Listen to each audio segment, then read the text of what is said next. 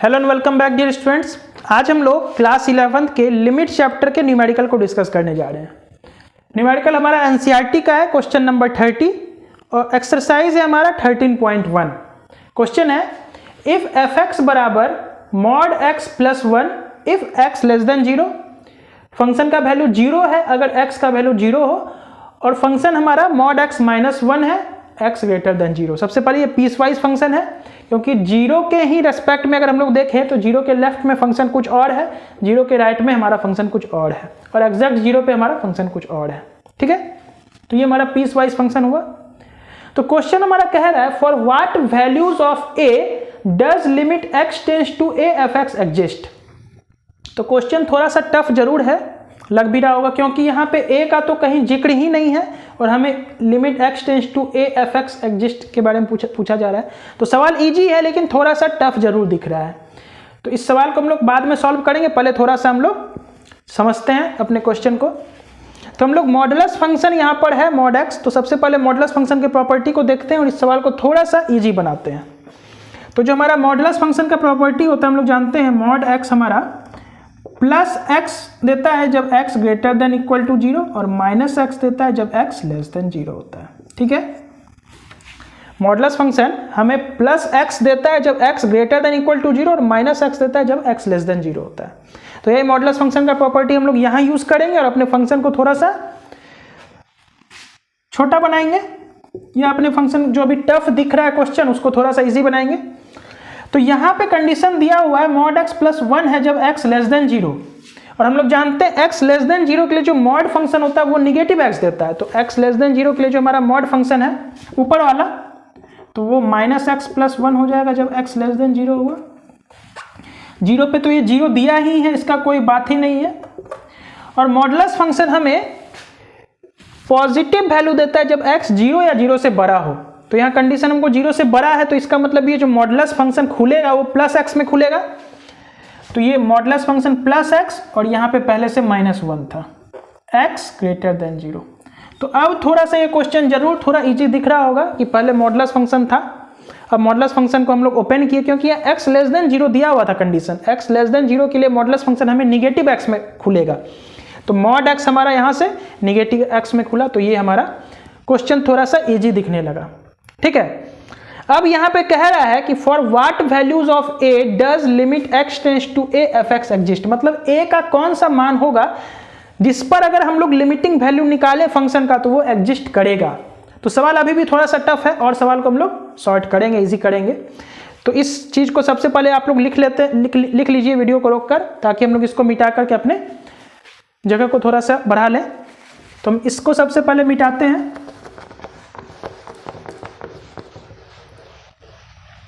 और यहां पर हमारा इसको ओपन करने के बाद ये ऐसा हो गया। ठीक है, अब जरा हम लोग यहां गौर से देखते हैं कि सवाल को भी छोड़ देते हैं। सबसे पहले यहां समझते हैं कि अगर हमें चेक करना होता लिमिट किस पॉइंट पे निकालेंगे तो किस पे निकालते।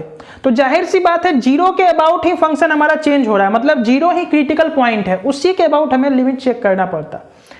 0 को छोड़ के किसी और पॉइंट पर अगर हम चेक करेंगे, फॉर एग्जाम्पल 1 पर, तो 1 तो 0 से बड़ा होता है, तो हम इस वाले फंक्शन को लेंगे, सबसे नीचे वाले फंक्शन को। तो 1 पे हमें इस फंक्शन को, मतलब फंक्शन का वैल्यू x माइनस 1 इस पे चेक करना पड़ता है। अगर हम लिमिट चेक करते हैं 1 पर तो ये वाला हमारा फंक्शन हो जाता। तो यहां पर अगर 1 पे हम LHL और RHL निकालते तो सेम फंक्शन था, चूंकि हमारा x माइनस 1, तो हमारा लिमिट एग्जिस्ट करता ही करता। फॉर एग्जाम्पल यहाँ पे समझते हैं, अगर मान लेते हैं f(x) बराबर x माइनस 1 है। ठीक है, कोई कंडीशन हम नहीं मानते, मान लेते हैं अगर हमारा फंक्शन ये वाला होता और हम लोग लिमिट चेक करते 1 पर, तो जाहिर सी बात है 1 माइनस 1 हमको 0 मिलता है 100%। 1 पे अगर चेक करते, 1 के राइट में चेक करते तब भी 0 मिलता है, 1 के लेफ्ट में चेक करते तब भी 0 होता है, क्योंकि ये तो हमारा सिंगल फंक्शन है। 1 के राइट में चेक करें 1 प्लस पे तब भी 0 मिलेगा, 1 के लेफ्ट में चेक करें 1 माइनस पे तब भी 0 मिलेगा।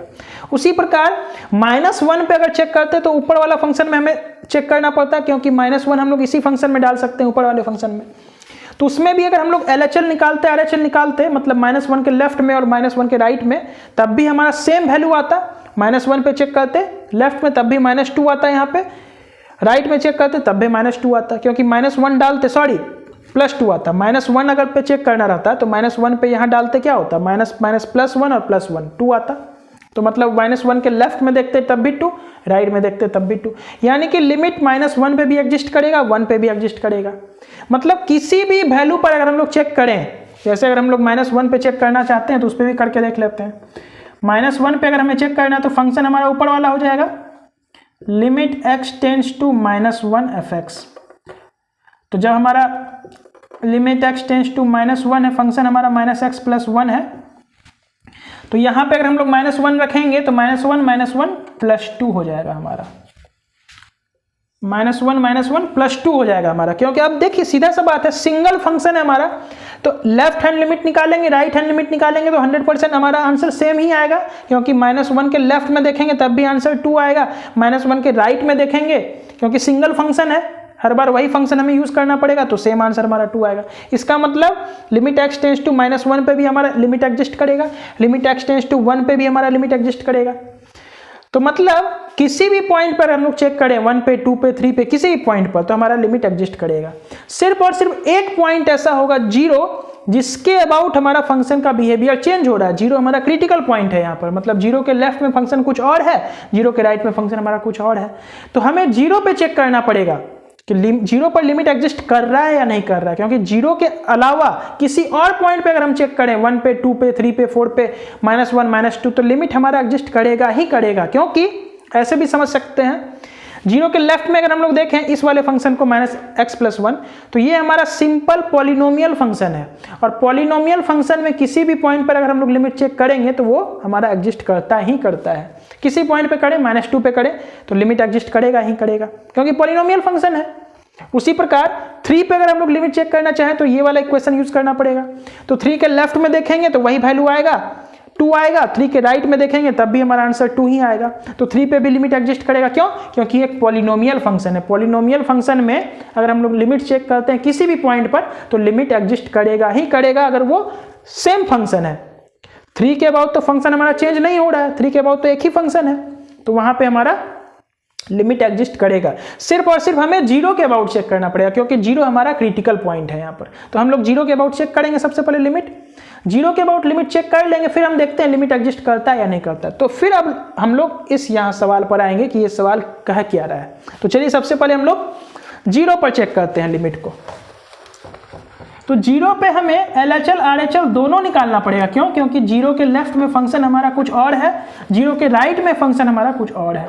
0 के अलावा कोई भी पॉइंट पर अगर हम लोग चेक करेंगे तो वहां LHL RHL निकालने की आवश्यकता नहीं पड़ेगी।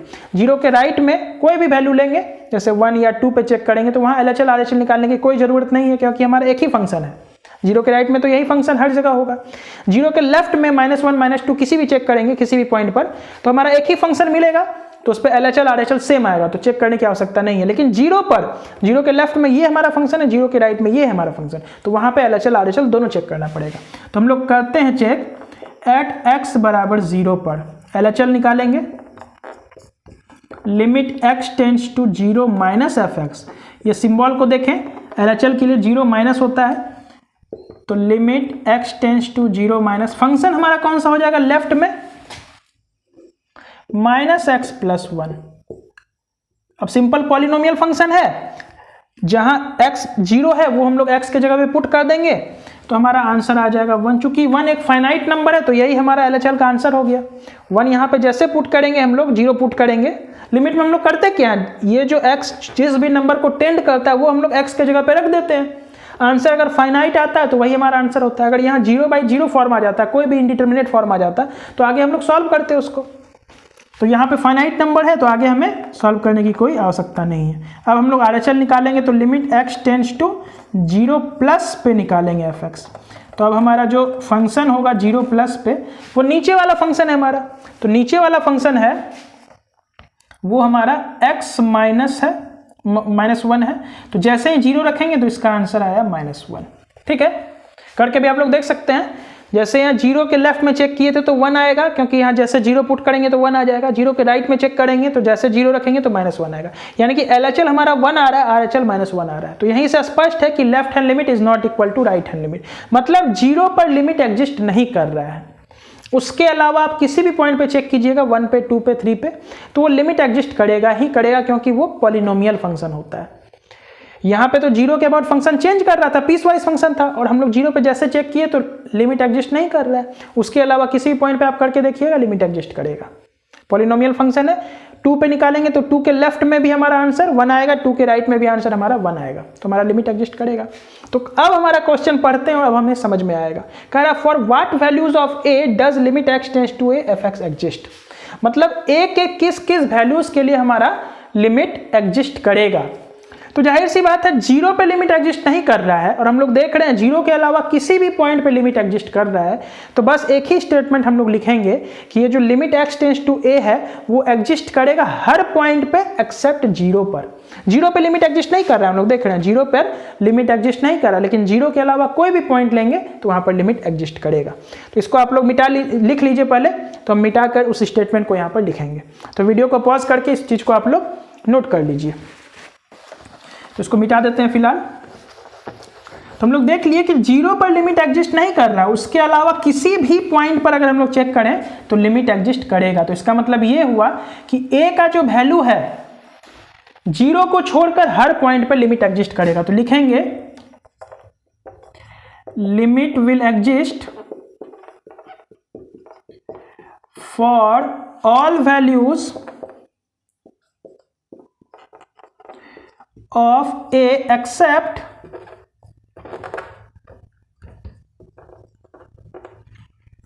a बराबर 0। ध्यान से समझेंगे, limit will exist for all values of a except a बराबर 0, मतलब 0 को छोड़कर a का कोई भी मान ले लें, a का लिमिट x टेंड्स टू 1 ले ले, लिमिट x टेंड्स टू 2 ले ले, लिमिट x टेंड्स टू -1 ले ले, लिमिट एग्जिस्ट करेगा, सिर्फ जीरो पे नहीं करेगा। तो इसी स्टेटमेंट को हम लोग दूसरे लैंग्वेज में भी लिख सकते हैं, limit will exist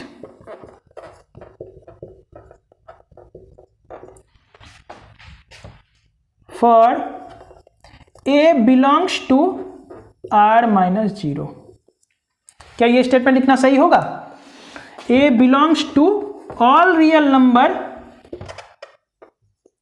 -0, all real number -0 मतलब जीरो को छोड़ के लिमिट हर पॉइंट पर एग्जिस्ट करेगा, यही स्टेटमेंट का मतलब है। तो मतलब स्टेटमेंट नंबर हमारा ये 1 हो गया और स्टेटमेंट नंबर हमारा 2 हो गया।